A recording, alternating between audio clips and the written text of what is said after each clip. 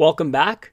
In this section, we're going to be talking about some advanced topics in CSS, and I'm going to start off with the critical render path. What is that? Well, we always should know how things work underneath the hood so we can make our websites as fast and reliable as possible. So based on what we've built in the previous section, let's look at what's happening underneath the hood. We are going to our website, and ideally our website will be on a server, and I'll show you how to do that later on in the course. For now, it's just our computer, but let's pretend we have a server where our files are hosted. When we go to our website, we'll call it coolwebsite.com, we request the HTML file, and the browser now sees our HTML file.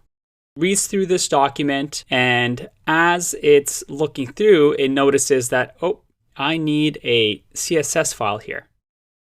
So it goes back, makes another request, and says, hey, can you please give me a CSS file as well? The server says, yep, no problem. Let me grab that for you. Grabs the CSS file. And now it starts looking at both the HTML and the CSS file to try and figure out how the web page should look. But then it also notices that, hold on a second, I need some fonts as well.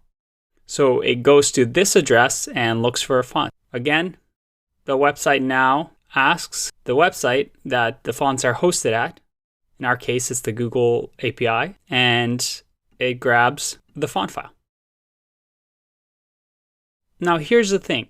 While it's grabbing the font file, it could render the page, and rendering means displaying. So it could display the website if it only has the HTML and CSS, but it might not show up the text because the text is looking for the font file. So when we talk about the critical render path, we like to mention that CSS is a render blocking file. So you won't be able to render a web page until you receive your CSS. And sometimes if you have font files, you'll also have to wait for the text to render on the page. So keep that in mind when you build your websites. But what are things that we can consider when doing this so that our websites load up faster? One is maybe to have our own font files. Another one might be that you don't want to make your CSS too big. If we had hundreds and hundreds of lines of code of CSS, well, the file gets bigger and bigger, and it's more and more that you have to transfer over the wire. One method that people have used, and you'll see often, is something called minifying your CSS. And if we open up a browser here, you can do something called CSS minify. And CSS minify, what it does is you can enter your CSS here.